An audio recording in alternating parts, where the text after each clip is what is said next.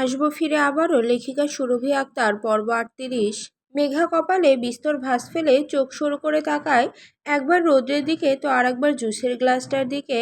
না বুঝে নির্বোধের ন্যায় অস্পষ্ট বলে, করলার জুস? জানিস না সিলিগাল, মুখের টেস্টটাই বিগড়ে দিলি আমার। ইয়াক, কি বাজে ঝাল। কি বলছেন, করলার জুস কেন হতে যাবে? মামুনি তো নিজে আমাকে এটা আপনাকে দিতে বলল। উনি আপনাকে করলার জুস খাওয়াবেন কেন? চুপচাপ খেয়ে নিন তো, গ্লাস ফাঁকা করুন। রৌদ্র রেগে যায়। হোয়াট ননসেন্স, মম দিয়েছে এটা। ইডিয়েট, মজা পেয়েছিস? আমি ঝাল খেতে পারি না, মম ভালো করেই জানে। আর এই করলা, ছ্যা। মেঘাও দাঁত কিরমিরিয়ে পূর্ণ চোখে তাকিয়ে বলল গমগমে স্বরে, তো পারেন না তো আমি কি করব? আমি খেতে বলেছি, আপনি খাবেন, ব্যাস। তাড়াতাড়ি ফিনিশ করুন। ঘুম পাচ্ছে আমার, আমি ঘুমাবো গিয়ে। ফাঁকা গ্লাস নিয়ে বেরোবো ঘর থেকে। ফাঁকা গ্লাস চাইলে আজ আর বেরোতে হবে না, থেকে যা। এই যে বিছানা, বাম পাশে উঠে শুয়ে পড়। মেঘা বিরক্তি নিয়ে চোখ কুঁচকালো, জিদ্দি খেয়ে বলল, রায়নমুখো, সবসময় বাজে কথা বলবেন না। খেয়ে নিন না, মামুনি খেতে বলেছে আপনাকে। রৌদ্র চোখ শুরু করে পরক করে একবিংশিকে। মেঘার চোখ নিভিয়ে আসতে, ঘুমানোর সময় হয়ে এসেছে ওর। বুকের কাছে দুহাত আড়াআড়ি ভাঁজ করে মেঝের দিকে চিবুক নামিয়েছে রমণী। রৌদ্রের এমন উদাম শরীর দেখতে অনাগ্রহী সে। পরনে কালো টপস আর খয়েরি স্কার্ট, ওড়না পেঁচিয়েছে গলায়। রৌদ্রের সেদিনের ধমক আর থাপ্পড়ের পর থেকে ওড়না গায়ে জড়াতে ভোলে না মেয়েটা। রৌদ্র আনমনে মুচকি হাসল। মেঘা প্রথমবার জেদ ধরে কিছু একটা করতে বলেছে ওকে, নিজে থেকে উবে এসে ওর ঘরে। তেতো স্বাদই সই, তবু মেয়েটার মন রক্ষা করলে মন্দ কিসে। রৌদ্র আর ভাবল না, গ্লাসটা হাতে তুলে নিয়ে মুখ সিটকে তাকালো। কেমন গা গুলিয়ে আসতে দেখেই, বড্ড তেতো আর ঝাল। ও তো ঝাল খেতে পারে না। শেষবার মেঘাকে দেখে বলল, আমি যদি এটা খাই তাহলে তুই খুশি হবি? মেঘা বেঘরে দাঁত কেলিয়ে বলে, ভীষণ, খেয়ে নিন না তাড়াতাড়ি। রৌদ্র ওর দিকে দৃষ্টিরোপণ করে, ঘৃণা ছুঁড়ে ফেলে অদূরে। এক মুহূর্তে বিলম্ব না করে এক নিঃশ্বাসে এক চুমুকেই ঢকঢক করে খালি করে পুরো গ্লাস। সবটা গলধকরণ হলেও শেষের ঢোক যেন আটকালো গলায়। গলা পিছলে নিচে নামতে চাইল না আর। কোনো রকমে শ্বাস রুখে জোরপূর্বক গিলল সেটুকু। অতিরিক্ত ঝালে মস্তিষ্ক শুধু দপদপ করে জ্বলে উঠল আগ্নেয়গিরির অগ্নুপাতের ন্যায়। সহসা হাঁ করে মুখ কুঁচকে নিল রৌদ্র। ঝুলে আসলো শক্ত চোয়াল, পুরো মুখ সহ গলাটা তেতো স্বাদের চোটে রিরি করে উঠল। উল্টে আসলো ভেতর থেকে, তামাটে হয়ে আসলো পুরো চেহারা। গ্লাস রেখে পিছিয়ে যায় রৌদ্র, ভেতর থেকে উগলে বেরিয়ে আসতে চায় সবটা। চোখ মুখ উল্টে বুকে হাত রেখে শ্বাস টানে। তেতো স্বাদটা অতিরিক্ত প্রভাব না ফেললেও ঝালটা বেশ জোরসে লেগেছে। হাঁসফাঁস করল সে। ঝালে মস্তিষ্ক দিকদিশা খুইয়ে সম্পূর্ণ চিত্ত ছটফট করে উঠল। তিক্ত স্বরে ধমকে উচ্চারণ করলো বেখেয়ালে, ইডিয়েট, পানি নিয়ে আয়। মেঘা অবাক, চোখ উঁচিয়ে হতভম্ব হয়ে দেখল এ বেলায় সত্যি করলার কাঁচামরিচের জুস ছিল ওটা। সে তো এখনো সন্দিহান, রুবিনা কাবির কেন এসব খাওয়াতে যাবেন তার ছেলেকে। মেঘা রৌদ্রের নাটক ভেবে পাত্তা দিল না। ওড়না উড়িয়ে গা ছাড়াভাবে এক কদমে গিয়ে ফাঁকা গ্লাসটা হাতে নিল। চলে আসতে চাইলে খপ করেই টেনে ধরল রৌদ্র। চোখ মুখ লালচে হয়ে উঠেছে ওর, কান দিয়ে যেন গরম ধোঁয়া বেরোচ্ছে। কপালের পাশে শিরা উপশিরা ফুলে ফেপে দৃশ্যমান।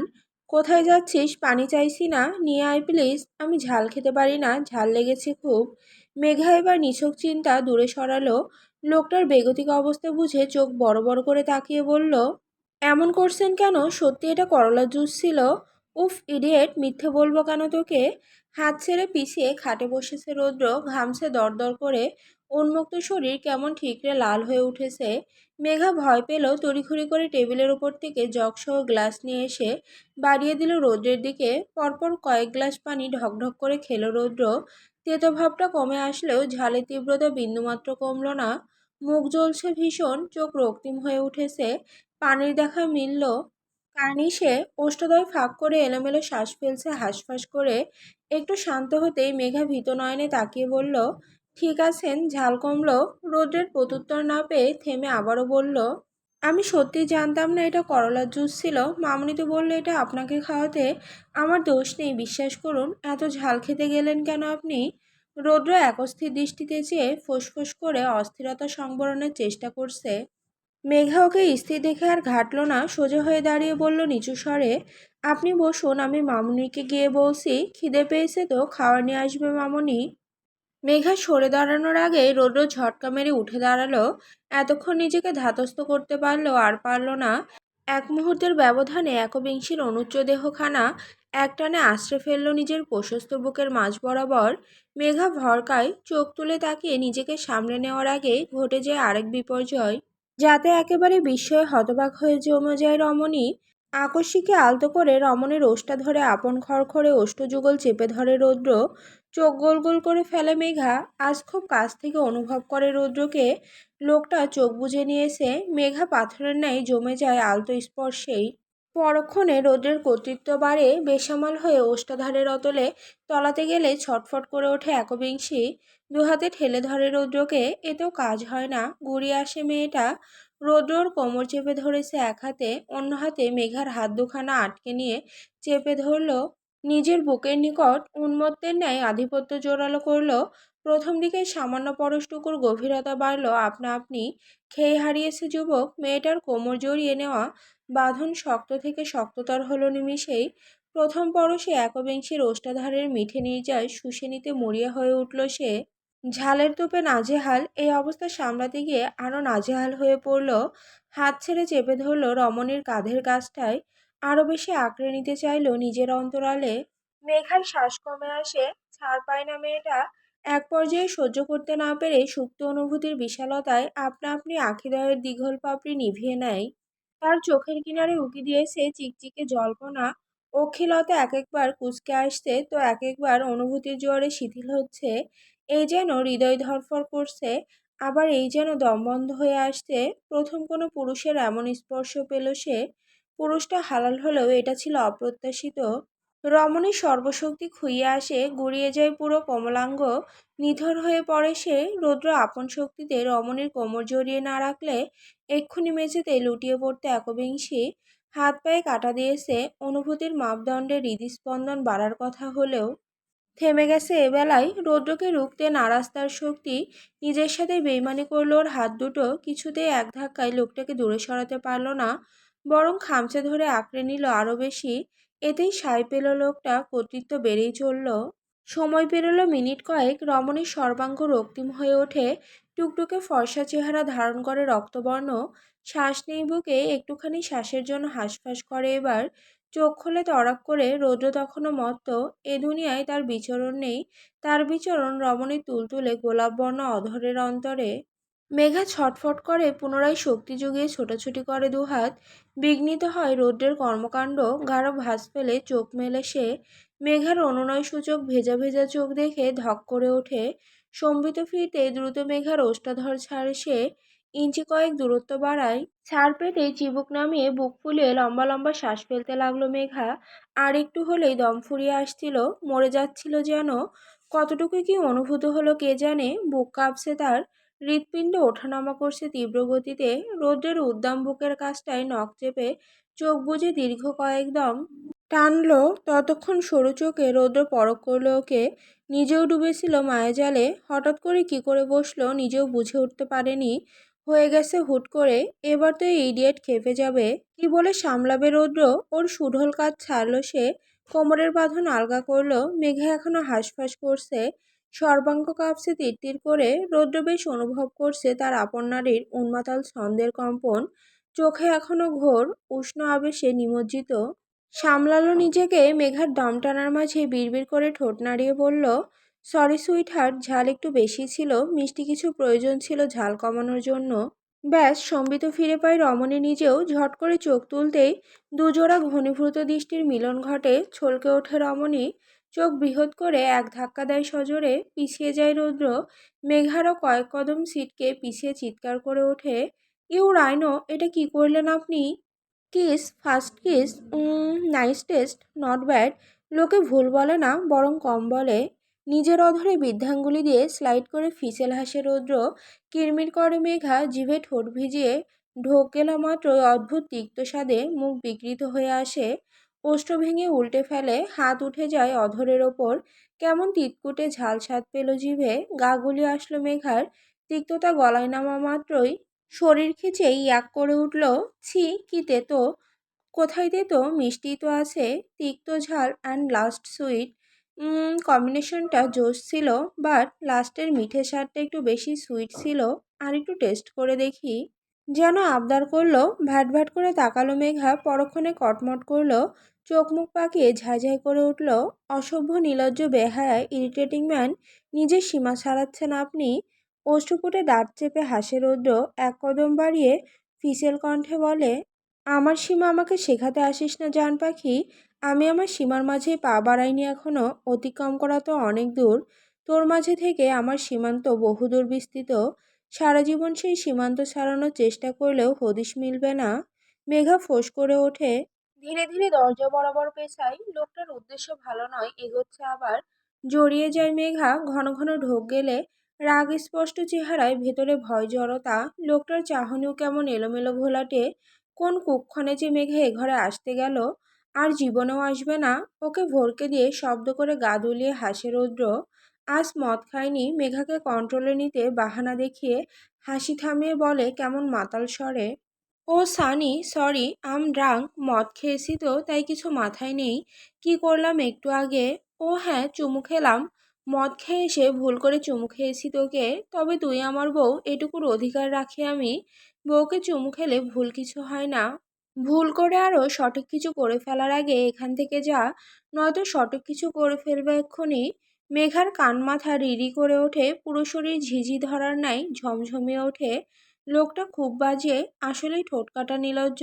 আর জীবনেও ও এই লোকের সামনে আসতে পারবে না। পিছু ফিরে পা উদ্যত করে কিরমিরিয়ে চেঁচায় রমণী, আহ রাইনো মুখো, আপনাকে ছাড়বো না আমি। সে দৌড়ে বেরিয়ে যেতে আবারও শব্দ করে হাসল রৌদ্র। চোখ নামিয়ে মেঝেতে রাখলো। তর্জনী দিয়ে অধরের ওপর আলতো করে আঙুল বুলিয়ে আনমনে হাসলো একাধিকবার। এবার নীরব মৃদু মন্দ হাসি। অতৃপ্ত সে আজ কিছুটা তৃপ্ত। হুট করে ঘটানো নিজের কর্মকাণ্ডের উপর প্রসন্ন। এভাবে হুটহাট অযাচিত কিছুর মাধ্যমে প্রশান্তি পেলে মন্দ হবে না। আজ অফিসের কাজের ফাঁকে লাঞ্চ ব্রেকে ক্যান্টিনে বসেছে ইকরা, মুখোমুখি আবিদ। মেয়েটা একটু ইতস্তত নয়, বরং রেগে আছে মনে হচ্ছে। আবিদ শুষ্ক ঢোক গিলল। এই মেয়ের মতিগতি বোঝা যায় না। গত কদিনে চোখ তুলেও তাকায়নি ওর দিকে। কতবার পথরোধ করে কথা বলার চেষ্টা করেছে আবিদ। এড়িয়ে গেছে ইকরা, মুখ গম্ভীর সেদিন থেকেই। কি হলো, কি সিদ্ধান্ত নিল কে জানে। আজ এই মেয়ে নিজে আবিদকে ডেকেছে। মিনিট পাঁচেক ধরে এভাবে মুখে কুলু পেটে চুপচাপ বসে আছে দুজনাই। ইকরা চোখ তুলে তাকায়নি এখনো। এতে আবিদের সুবিধার কমতি নেই। সে বরং চোখ ভরে নিষ্পলক দেখতে পারছে এই গুরুগম্ভীর রমণীকে। বড্ড মায়া দিয়ে বানানো হয়েছে এই নারীকে, নতুবা এতটা আকর্ষণ থাকতে পারে কিভাবে। হঠাৎই চোখ তুলল ইকরা। অমনি চোখাচোখি হলো দুজনের। তড়িতে থতমত খেলো লোকটা। চোখ নামিয়ে নিল সহসা। রমণী পুরো কণ্ঠে জানতে চাইল সোজাসুজি, কি দেখছিলেন? আপনাকে? আমাকে এভাবে দেখার মতো কিছু নেই। হুম, অনেক কিছু আছে যে আপনার কল্পনাতেও নেই। আমার চোখ অনেক কিছুই দেখে আপনার মাঝে। যেমন আপনার এই মায়াভরা মুখটাই ধরুন, সেটা মারাত্মক। ইকরা পাশ ফিরে চায়। আসল কথায় আসে, আপনাদের তো নিজস্ব বিজনেস আছে, এখানে চাকরি করার মানে কি? মানে নেই, স্বার্থ আছে, যেটা আপনার সাথে জড়িত, নিহিত আপনার মাঝে। কবে থেকে চেনেন আমায়?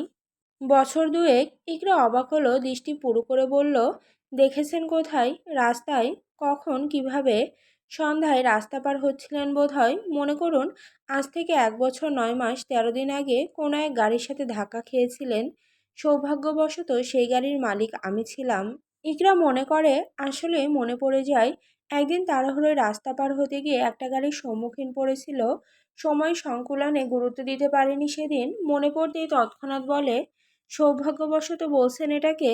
সৌভাগ্য নয় কি, আপনাকে দেখেছি তো সেভাবেই। ভাগ্যিস ধাক্কা খেয়েছিলাম, আর খেয়েছিলাম প্রেমের ধাক্কা। বিশ্বাস করুন, এক ধাক্কায় প্রেমে পড়েছিলাম আপনার। ইন্টারেস্টিং না? হাস্যকর। সে যাই হোক, আমার বলতে দ্বিধা নেই, আই লাভ ইউ ইকরা। আমি সেদিন হতেই ভালোবাসি আপনাকে। কখনো সেভাবে প্রকাশের সুযোগ পাইনি। যখন আপনাদের বিষয়ে জানলাম তখন বাধা পড়ে গেছে সব অনুভূতি। ফেরানো বড্ড দায় হয়ে পড়েছে। আর ছাড়তে পারবো না আপনাকে। আমাকে ধরতে গিয়ে পরিবার ছাড়বেন, এতটা সোজা? একেবারে তো পরিবার ছাড়ছি না। আচ্ছা বলুন তো, একটা মেয়ে যখন বিয়ে করে শ্বশুর বাড়িতে যায়, তখন কি সে তার পরিবার পুরোপুরি ছেড়ে দেয়? আমিও তো ছাড়বো না। উল্টোটাই হোক আমাদের ক্ষেত্রে। এবার না হয় একজন পুরুষ পরিবার ছাড়লো। আপনাদের বাড়িতে জায়গা হবে না আমার। মাসে 25 দিন আপনার সাথে থাকবো, সপ্তাহে একবার করে না হয় বাপের বাড়িতে যাব, না মানে রাত্রি যাপন করার জন্য, সেদিন কিন্তু আমার ছুটি চাই। আনমনে হাসি হাসি ইকরার বেশ মজার লাগলো শেষের কথাটা। ঠোঁটের কোণে ভিড় জমায় হাসিটুকু নিমিষেই তা মুছে ফেলে। লোকটা রসিক বটে। আবিদ বেশ তীক্ষ্ণ দৃষ্টিতে লক্ষ্য করলো ওর হাসিটুকু, অবাক স্বরে বলল, ইকরা, আপনি হাসছেন? না।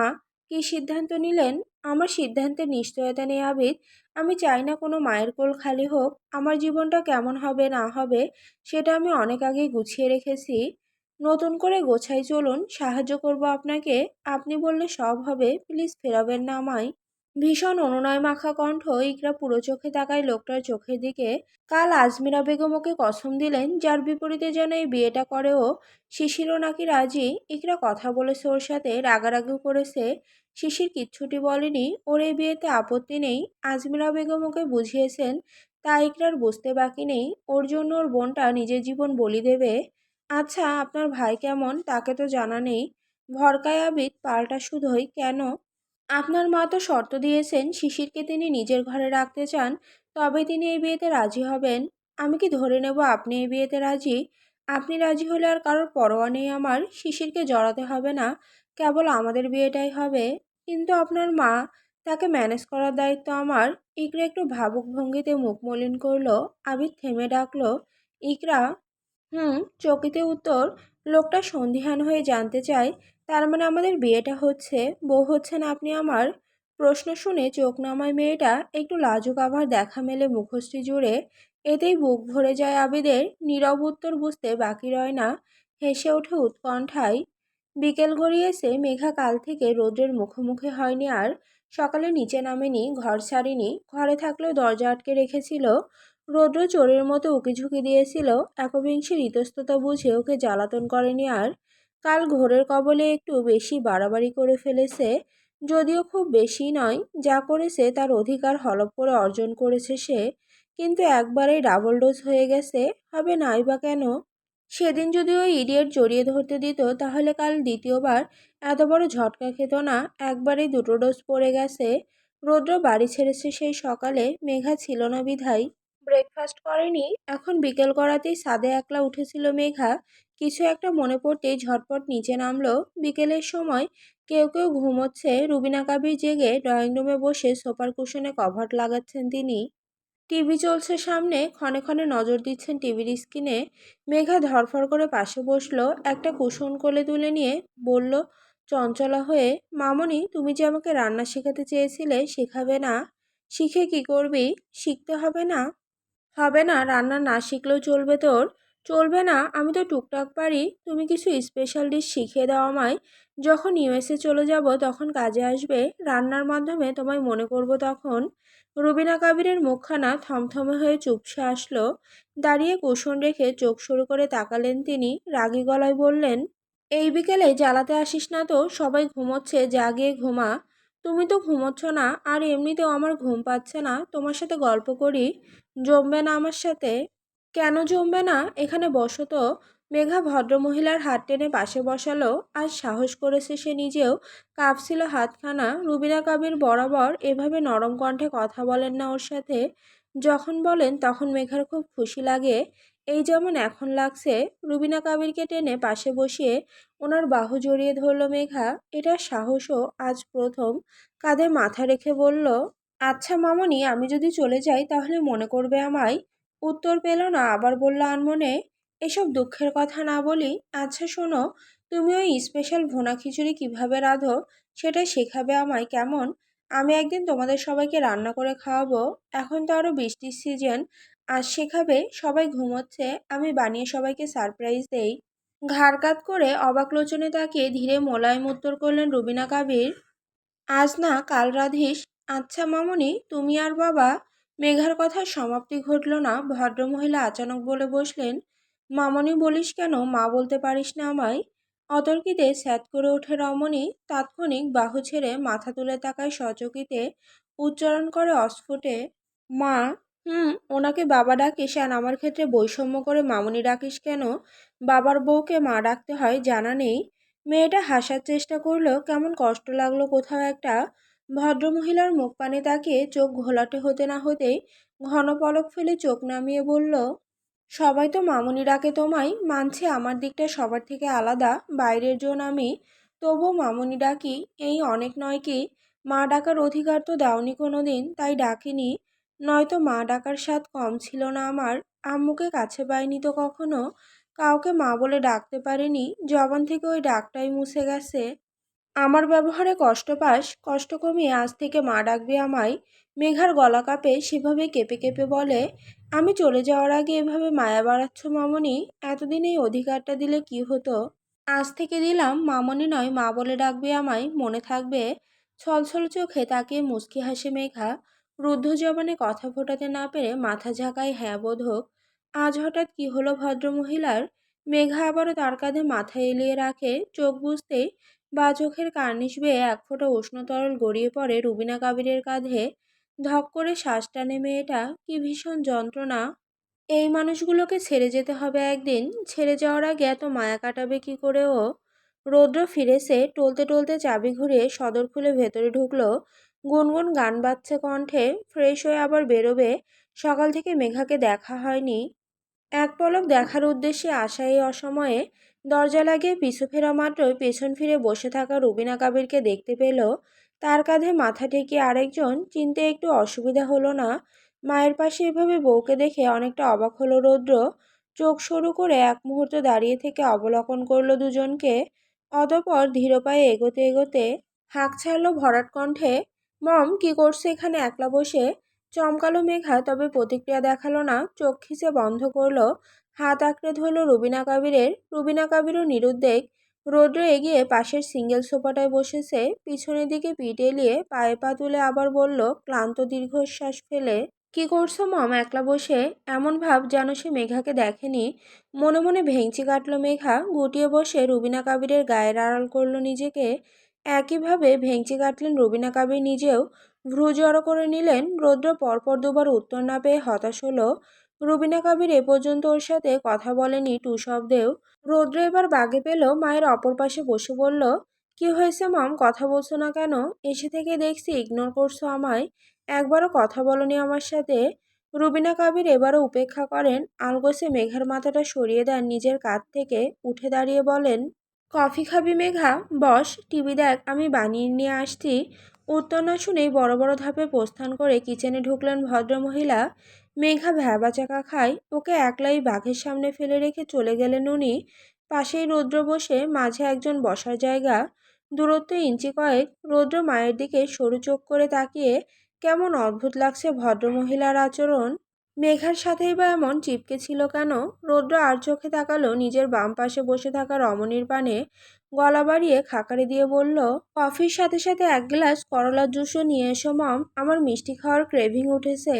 মেঘা ছলৎ করে ওঠে, দ্রুত বেগে চোখ বড় বড় করে চোয়াল ঝুলিয়ে রোদের দিকে তাকায়। রোদের দৃষ্টি অন্যদিকে, ঠোঁট কামড়ে আবারও চেঁচিয়ে বলল ফিসেল স্বরে, ও মম, কালকে তোমার বানানো করলার জুসটা একটু বেশি মিষ্টি ছিল।